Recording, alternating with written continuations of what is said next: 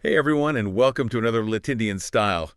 Today we're going to be tackling a question I get a lot, and that is creatine a good idea when you're over 40? So to help me break this down, I have brought in an expert. Hey, Glad to be here. we've got a ton of research to dig through and some interesting reviews from people who have actually used creatine. Yeah. So we're going to see what the science says and what actual experiences are like. So let's just jump right into it. Creatine, it's something we hear a lot about in the fitness world, but Yeah. can you just give us like a quick creatine 101? Like, what is this stuff? Yeah, absolutely. So creatine, it's this natural compound. It's found in our muscles, and it's made from these things called amino acids, which are basically like the building blocks of protein. Okay. You actually get some creatine naturally just from eating meat, but a lot of people, especially like vegetarians and vegans, they might have lower levels just because of their diet. Okay, that makes sense. And what does creatine actually do? Like, what's its role in our bodies? So creatine is like this key energy source for your muscles, especially when you're doing like really intense stuff like lifting weights or So sprinting. it's like giving your muscles that extra oomph. Exactly. Yeah. Yeah, it's like that burst of energy that helps you push harder. Okay, cool. So then why are we talking about creatine and the over 40 crowd? Like, is there a connection there? Yeah, definitely. As we get older, we naturally start to lose muscle mass. It's just like a natural part of aging. It's called sarcopenia. Sarcopenia. Yeah. Okay. And, that can affect your strength, your mobility, your balance, how you feel day to day. Yeah, nobody wants that. Yeah, exactly. So is that where creatine comes in? Yeah, that's where creatine can really help. Research shows that taking creatine along with, regular exercise like resistance training can be super helpful for us, as we get older, especially when it comes to like building and maintaining muscle. Okay, so it's not like a magic pill. You Hmm. can't just like sit on the couch, pop some creatine and expect to get ripped. No, no, definitely not. It's not a substitute for exercise. You got to put in the work. Okay, got it. Yeah. So then how much of a difference can creatine actually make? Like, are we talking like tiny gains, or can this actually have a noticeable impact? Well, there was this one meta-analysis, it combined a bunch of different studies, and it found that people who are taking creatine supplements, they gained significantly more lean muscle mass compared to people taking a placebo. Oh, wow. Yeah, and we're talking like an average of 1.32 kilograms more muscle. That's actually pretty significant. Yeah, it's not nothing. So it's not just like a tiny little boost. It's actually like you could see a real difference. Yeah, you could definitely see and feel a Okay, difference. that's pretty exciting. Yeah, especially for those of us who, are starting to feel those effects of aging. Yeah, exactly. It's like, giving your body a little extra help to stay strong and healthy. And I guess that's really what we're all after, right? Like we want to feel good, we want to stay active, and creatine seems like it could be a tool to help us do that. Exactly. Yeah, it's all about finding those things that help us live our best lives, as we get older. Absolutely. So let's dig into some of that research and see what it tells us about how creatine actually works in the body. Sounds good. Let's do it. Now, we mentioned earlier that creatine helps provide energy to our muscles, Hmm. but could you break that down a little bit more? Like, how does that actually happen? Yeah, so basically about 95% of the creatine in your body, it hangs out in your muscles, mostly in this form called phosphocreatine. Okay. And this phosphocreatine, it's like this ready-to-use energy reserve for your So muscles. it's like a backup generator when your muscles need that extra juice. Exactly. When you're working out, your muscles, they use up their primary energy source pretty quickly. And that's when phosphocreatine steps in. It like quickly replenishes that energy, allowing you to keep going. That's pretty cool. Yeah. So by taking creatine supplements, are we basically just giving our muscles more of that backup power? Yeah, basically. You're topping up those energy reserves so your muscles can perform at their best. Okay, I'm starting to get the picture here. Hmm. So let's talk specifically about how this plays out in folks over 40.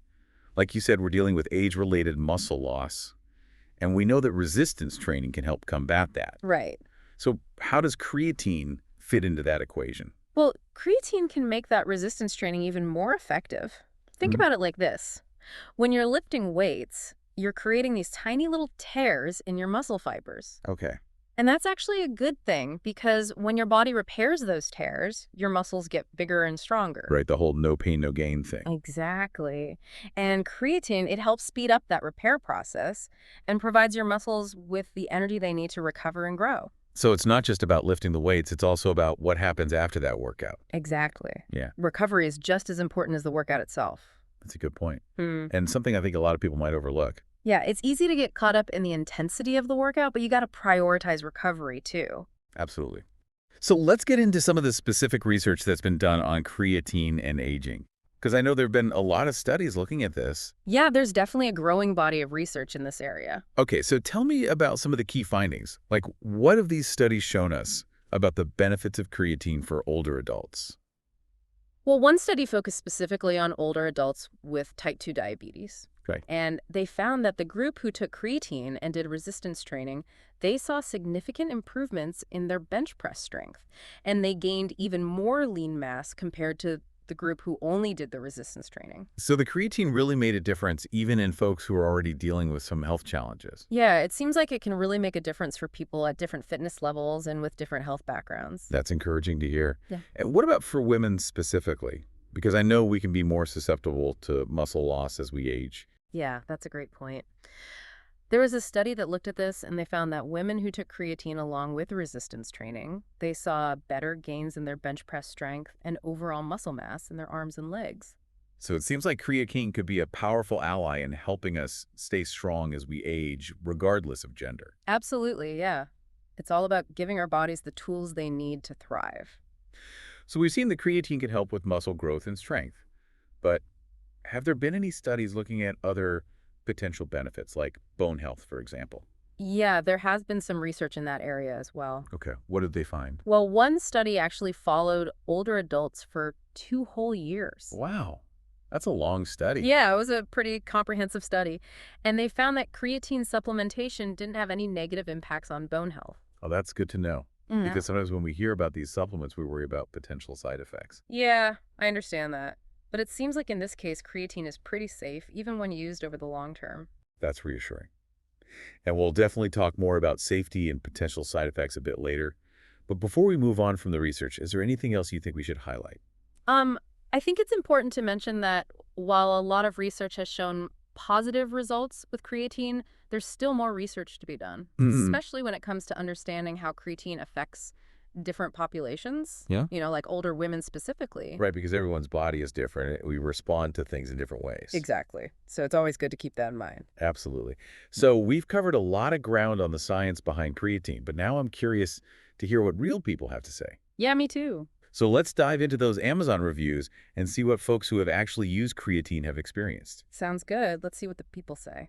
Okay, so we've got these Amazon reviews for bucked up creatine monohydrate, and it looks like there are some pretty consistent themes here. Oh, yeah.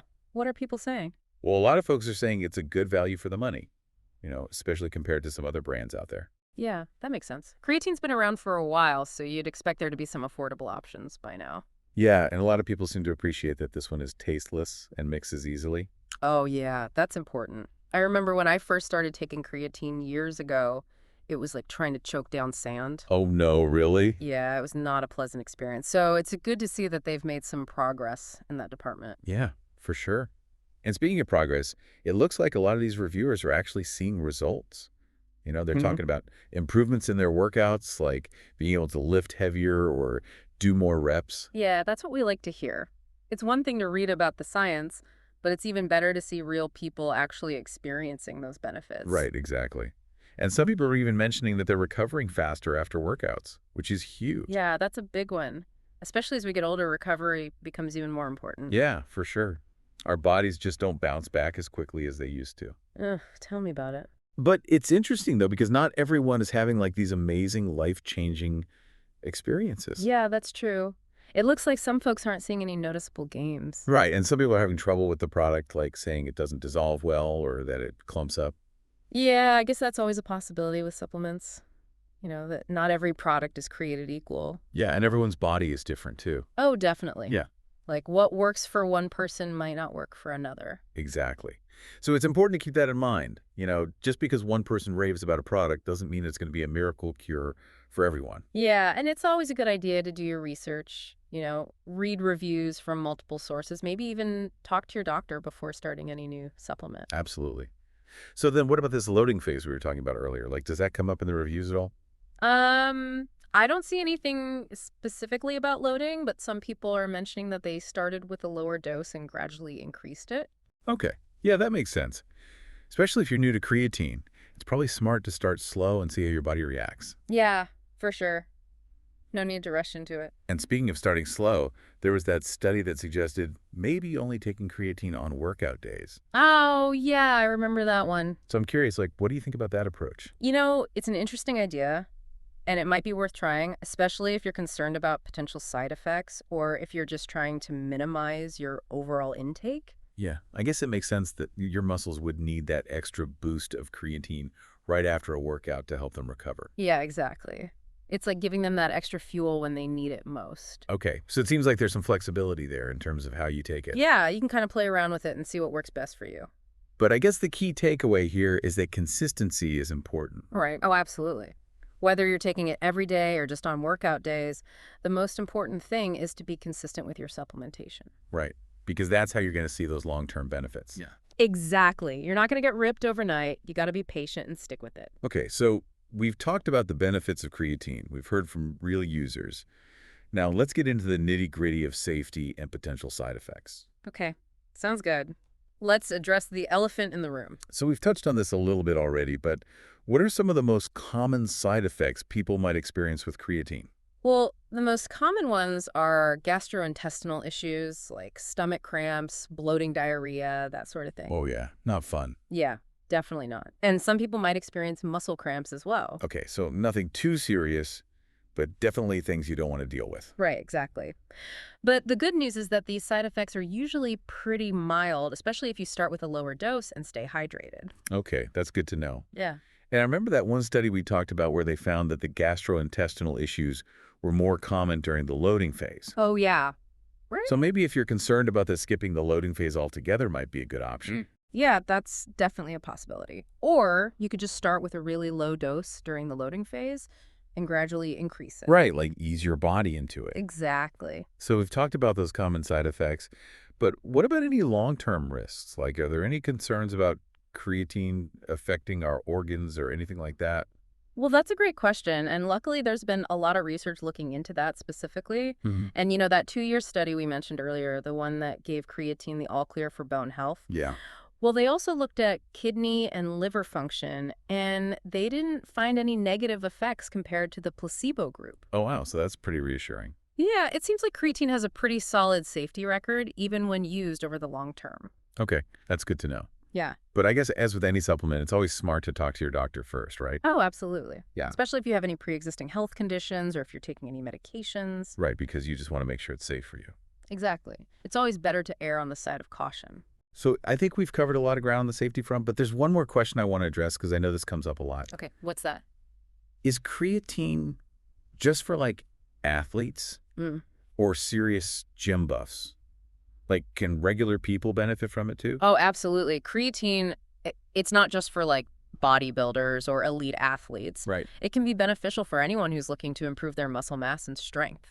And I guess that's especially important as we get older, right? Yeah, exactly. Remember we were talking about sarcopenia, the age-related muscle loss? Yeah. Well, creatine can help fight back against that, even if you're not, hitting the gym every day. So you don't have to be like a power lifter to reap the benefits. Oh, not at all. Even if you're just trying to maintain your current muscle mass and strength, creatine can be a helpful tool. And I guess that's really what it's all about, right? Like, we want to stay healthy and active as we age, and creatine seems like it could be a part of that. Exactly. Yeah. It's all about finding those things that help us live our best lives, as we get older. Absolutely. Absolutely. Okay, so we've talked about the science, the benefits, the safety, the reviews. I think we've covered a lot of ground here. Yeah, we've definitely done a deep dive into creatine. But there's one more thing I want to touch on before we wrap up, and that's the practical side of using creatine, like how to choose a supplement, how to figure out the right dosage, all that good stuff. Yeah, let's get into the nitty-gritty. So stay tuned for part 3, where we'll break it all down and give you the tools you need to incorporate creatine into your fitness routine. It's going to be good. All right, so we are back and ready to talk about the how-to of creatine. Yeah, let's get practical. So first things first, how do we even choose a creatine supplement? Like when you walk into a store, you're browsing online, what are you looking for? Okay, well, there are a bunch of different types out there, but the one that's been studied the most, like the most research behind it, it's creatine monohydrate. Creatine monohydrate. Yeah. And usually it's like the cheapest too. Oh, okay. So it's like the OG creatine. Yeah, pretty much. Yeah. It's like the tried and true classic. Okay, so that's what we should be looking for. Yeah. And what about brands? Like, Are there certain brands that are better than others? I would just look for brands that are reputable. Ones that have been third-party tested. Okay. And what does third-party tested mean? So basically it means that an independent lab has checked the product, to make sure that it actually contains what it says it does and that it's free of any like contaminants or anything harmful. Okay, so it's like an extra layer of quality control. Exactly. Yeah. Yeah, you just want to make sure you're getting a good quality product. Right, especially when it comes to something you're putting in your body. Oh, yeah, for sure. So we've got creatine monohydrate. We're looking for reputable brands. What about forms? Is it all powder or are there other options? You can find creatine in powder form. You can find capsules. You can even find it in liquids. Oh, wow. So there's a lot of variety. Yeah, there are a few options. So it just kind of depends on what you prefer. What's easiest for you to take. Okay, cool. So let's say we found our creatine monohydrate from a reputable brand. We've got the form we like. Now the big question, how much do we take? Yeah, dosage, that's important. Yeah. So if you're doing a loading phase, remember that's like 20 grams per day for 5 to 7 days. Okay. But after that, you can switch to a maintenance dose. And that's usually around 3 to 5 grams per day. 3 to 5 grams. Yeah, Okay, so it's like you front load it and then you just kind of maintain it. exactly. And is it better to take it all at once or spread it out throughout the day? It doesn't really matter. You can do either way, whatever works best for you. Okay, so it's pretty flexible. Yeah, pretty much. Cool. And any other tips for taking creatine? One really important thing is to stay hydrated. Creatine, it can draw water into your muscles, so you want to make sure you're drinking plenty of fluids throughout the day. Okay, that makes sense. And I guess that's good advice in general, right? Oh, yeah, for sure. Staying hydrated is important for overall health. Absolutely. So let's talk about some of the concerns people might have about creatine. One I hear a lot is that it'll make you gain weight or bloat you up. Yeah, that's a common one. But it's actually not true. Creatine can cause your muscles to retain water, but it's not fat. Oh, okay. So it's like water weight, not actual fat gain. Exactly. And as you continue to train and build muscle, that increased muscle mass will actually help you burn more calories at rest. So in the long run, it could even help you slim down. Yeah, potentially. It's good to know. And another question I get a lot is about timing. When is the best time to take creatine? Well, some research suggests that taking it shortly before or after your workout might be the most beneficial. Okay. But honestly, the best time is whenever it works best for you and helps you stay consistent. Right, because consistency is key. Exactly. You got to make it a habit, just like brushing your teeth or taking your vitamins. Yeah, make it part of your routine. Exactly. Well, I think we've covered just about everything when it comes to creatine for those of us over 40. Yeah, I think we hit all the major points. So to sum it all up, it seems like creatine can be a really valuable tool for helping us maintain muscle mass and strength as we age. Yeah, definitely. It's not a magic bullet. You still got to put in the work, but it can definitely give you an edge. Right, it's like that extra boost to help us stay healthy and active. Exactly. And that's what it's all about, right? Feeling good and enjoying life. Absolutely. So if you're over 40 and you're looking for ways to stay fit and strong, creatine might be worth considering. Yeah, definitely talk to your doctor. Yeah. Do your research, but it could be a game changer for you. Awesome. Well, thank you so much for breaking all of this down for us. Yeah, no problem. Happy to help. And to all of you listening out there, thanks for joining us for another Latindian Style. We'll catch you next time.